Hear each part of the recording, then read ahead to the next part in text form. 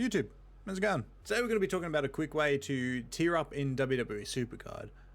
This is mainly for people who are new to the game, as well as those who may be coming back to the game after a bit of a break, and want to try and get to that top tier a little bit quicker, especially with the rumors of a new tier coming out soon. So these are some of the tips that I've put together. Some things that I've followed myself to get to the top tier. Some of these will apply for everyone, not all of them will, but a majority of them will apply to everyone. And there's also some tips here for people who do like to spend a little bit of money, as well as some packs that I would personally avoid. First I want to say is Money in the Bank, and the reason I say Money in the Bank first is because this mode gives you the most flexibility in the game to try and get these top tier cards, as well as it's free. It's free, and all you need to do is just play Money in the Bank. If you win a perfect game of Money in the Bank, you get 25, that doubles at the end of the game and it goes up to 50. With those 50 super coins, you can either stack them up and try and save up for a Money in the Bank card, which will be on the top tier, depending on what part of the season you're in. If you're in a new season, it'll be the second tier out of the three. If it's a new tier just during the season, the Money in the Bank card should be of that tier. So 18,000 is how much it costs at the moment. You can use 18,000 super coins to try and get that Money in the Bank card. Another 18,000 on top of that, and you can have yourself a pro of the top tier. Another thing you can do as well is use those super coins to just get a guaranteed card. So at the moment, if we have a look at the Money in the Bank store, you can get a Dominic Mysterio for around 14,000 super coins, which is pretty good. If I wasn't Rumble tier, I just click on this, and then I'd have a guaranteed Dominic Mysterio of that tier. Then I can level it up. If I have enough, I can get a second one, and I've already got a pro. So that's a good thing to do as well. More things you can do is you can get a single, but it will be a random card. As long as you're fine, if you don't have many cards in the tier, this pack will be good for you, because you just try and want to build up some singles. So 12,000 is pretty good, but if you don't really want to spend that much and you'd rather risk it, there's a 4,000 pack, 3,000, 2,000, and 1,000. But you need to be somewhat around that tier for you to actually get anything from these packs. I think you can get it the tier underneath, I'm not too sure, but it's probably safe to go into that tier so that we've got more of a chance of getting it. I just want to go back to the Money in the Bank cards real quickly. These cards are good to get, and they're probably the easiest and the cheapest cards you can get. The downside to these cards is they're probably the weakest special edition cards you can get. So these cards will lose to anything from the credit store, anything you can pull off the board and say like maybe a Valentine's Day card. These will lose to any cards you can get in Atomic Drop. These cards will lose to anything that's not a base card. So that's a downside, but they are also easier to get than anything else, and you don't have to spend a single dollar to get these cards. So it's a bit of a trade-off, but if you just want to try and get some cards, this is a good way to do it too, as well as these cards being unique and original and looking different to the other cards that you'll be able to get. So I like collecting these cards personally. I've collected them since Season 2 when they first came out. So it's been a bit, so it's cool to say they're still in the game. And I don't know, I've always had a soft spot for Money in the Bank cards. Something else you can do, which I do this quite a lot to actually level up some cards that I've got, is Royal Rumble. So if you go to Royal Rumble, you can set a bunch of the cards as bases. So I've got them all set to biomechanical. And if I wanted to train up some cards, for example, and I'm like, oh, okay, cool. If I go to combinable, have a look at what cards I've got. Okay, I need to train up Sami Zayn. So what I'd do is I'd put Sami there. I'd put the other Sami there, and then I'll put a third card, say, Mr. Perfect. So I've got 3 cards here, the rest of them are bases. These cards should win constantly, because these cards tower over these biomechanical cards, and the bots that you will be versing have similar decks. So they'll also have cards just like this as well, so the likelihood that they'll be giving you a good card to go up against isn't very likely. It can happen. You can at least get 3 to 4 games done in one bout of Royal Rumble, which is pretty good. It's probably one of the quickest way of getting these cards leveled, and I highly recommend it. But if you're looking for points, I'd probably go Elimination Chamber, especially right now. And this could change. So at the moment, Roman Reigns is the best card to use because of his proc. So if we go here, we look at his championship boost, he has a 92% chance to get the boost. So that'll affect his power, that'll affect his toughness, and that makes him practically unbeatable if you have a manager and speed and charisma. So if we go here, we have a look at what we've got. Speed and charisma right here. Roman will not lose. Speed and charisma, manager's got covered. 92% to get that power and toughness done. You'll be golden. This card will not lose. Mania's coming up soon. We've got Chamber coming up tomorrow. So anything can happen. Sami Zayn could win tomorrow. Cody Rhodes could win at Mania. And then all of a sudden this strategy is just not useful anymore. So I'd take advantage of this as soon as possible, because this will get you a lot of points, help you boost up in these ranks, You'll be able to get some momentum slots, which will then increase your stats, which could even push you up into plus or plus plus, or even into the new tier. So this is a really good strategy to use as well, and I highly recommend it. Save your Romans, save your biomechanical Romans, hold on to them, they'll be good for the rest of the season. Another thing you can do, which I'm not doing at the moment because I don't really need base cards and I'm sort of taking it easy, joining a team. So if you join a team, you'll have weekly team events, just like you have the singles events. So you will have Team Road to Glory, you will have Team Ringdom, and you'll also have things such as Team Stomping Grounds and Team Battlegrounds. So Team Stomping Grounds will give you super coins as well as exclusive draft picks, which are really good because they will give you a higher chance at getting a pull.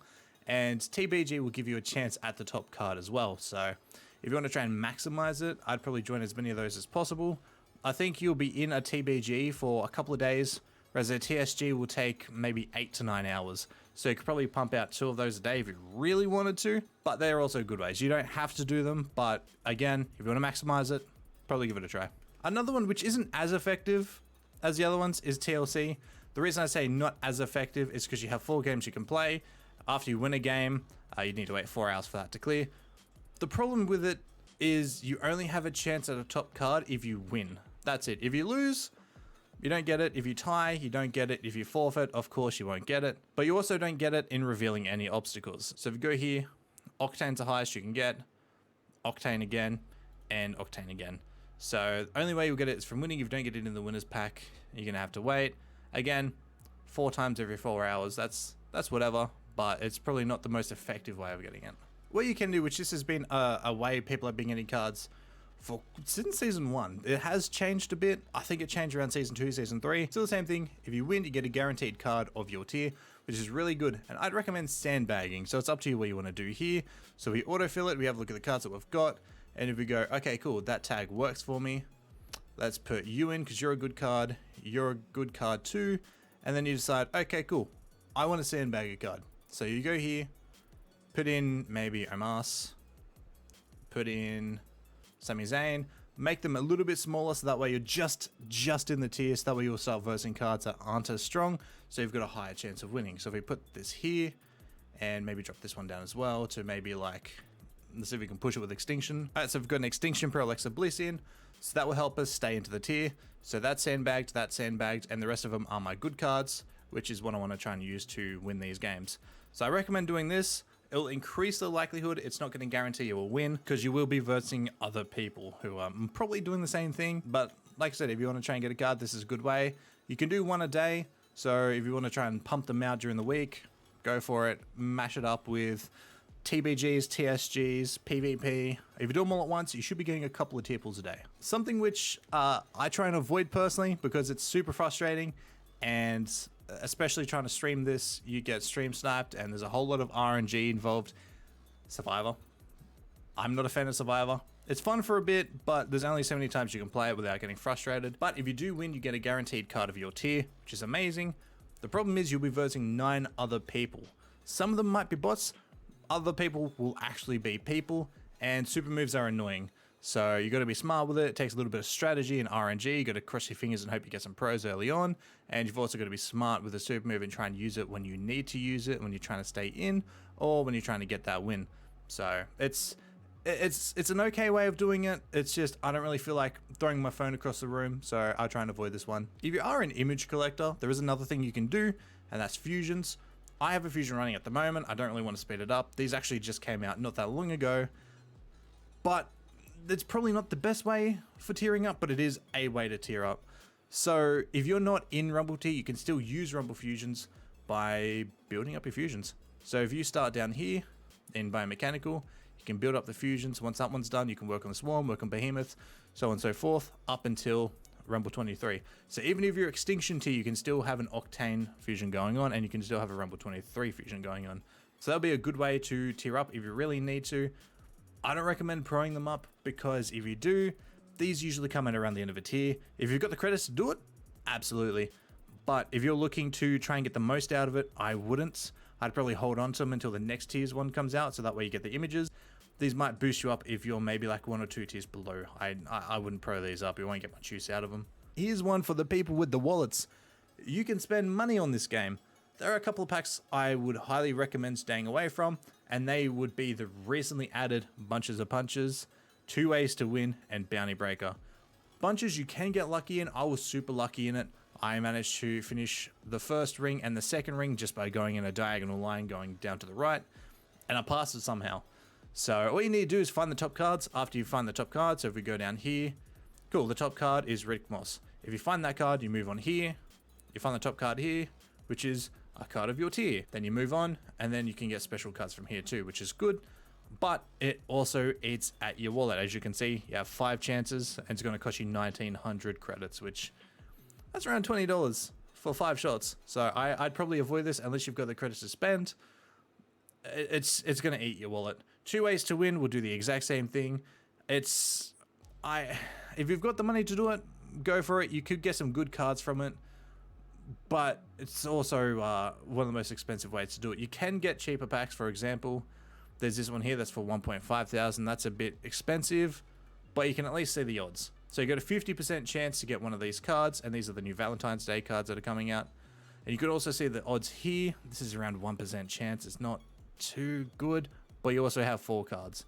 So you've got 4 different chances to get that card. You could also go down to the Cody Rhodes, which I actually opened up earlier. You have an 8% chance of getting this one. So it's up to you what you want to do. I actually got a Cody Rhodes from one of these the other day. So there is a little bit of luck with this. But again, if you've got the money to do it, go for it. If you are feeling lucky with that 8%, open it. It doesn't cost too much. I think it's around, 750 credits. So it's probably the cheapest that you could do. And Bounty Breaker is another one, which again, that's luck. You have 4 cards you can choose from. One of them is going to be an obstacle. And then the further you go, the more obstacles I'll add. And it can get annoying when you get higher up and there's 2 obstacles out of 4 cards and you've got to get lucky. And then you end up spending 6, 7, 8, 10,000 credits without even realizing. So again, if you've got the money, go for it. If you've got maybe a couple thousand credits and you're looking to try and get a pack, I'd probably avoid those ones. The last one, which I kind of left for last because I don't think this will really count for many people. This is more for people who are already top tier but are looking to get to plus, or if you are plus, you're looking to save up for that next tier. And that's saving up ladder awards, because if you save up ladder awards, as soon as a new tier comes out, these cards will carry over. So say, for example, if we get a Road to WrestleMania tier, these cards that I haven't claimed yet will move up to Road to WrestleMania tier, so I can just claim them as soon as the tier drops, and I've got the cards. Make sure before you claim them that they are actually the new tiers, because sometimes if you're not in that top tier, you could just force of habit, click it, open it, and then you'll get a nasty surprise after they're not the cards you thought they were. So always double check before doing that. These will bump up to the next tier. You'll get a bit of a head start. Hopefully you get some pros from doing this, and then you can get up to plus and plus super quickly when the new tier drops. That's kind of why I left that one for last, because you need to kind of be higher up for this one to work, and it also prepares you for later on. So thought I'd include it. Like I said, it will count for some people, but probably not most. And yeah, other than playing events, that's pretty much it. At the moment, we've got a Giants Unleashed, which you can get undercards from this, which is good. So if you get the William Regal, that's an event card, which is one of the strongest cards in the game. If you get it Heroic, it's probably the second strongest card in the game. And then you've got leaderboard events, which those leaderboard cards will be the strongest card in the game. So if you are looking to get like top tier cards, events, leaderboard events will drain your wallet. Again, that's if you've got the money, go for it kind of thing. You get good cards from it. Also, you could get a Rumble 23 from it too. So there you go, nice little Drew McIntyre. Again, you do need to be the tier. So say if you're Rumble 23, you're not plus, you're kind of just base tier, you can still do it. But if you're a tier below, you won't be able to get these. So it's kind of the same as the ladders. You kind of need to be the tier first for this to work. But if you want to try and climb through those to get to plus, this is a good way of getting it too, as well as getting an image, because as soon as this card's gone, you won't be able to get this image again. There you go, a little bit of exclusivity. And yeah, that's going to be it. I think I covered everything. I covered most of the things here. You will get things coming in like 24/7 and Tag Team Takedown. I don't really know the odds of that because it's not in the game yet, so it's hard to sort of tell you what exactly they are. And they also change every now and again. The rewards can shuffle, so who knows at this point. But as of right now, this is all I've got. So let me know if this helps. And yeah. I'll see you next time.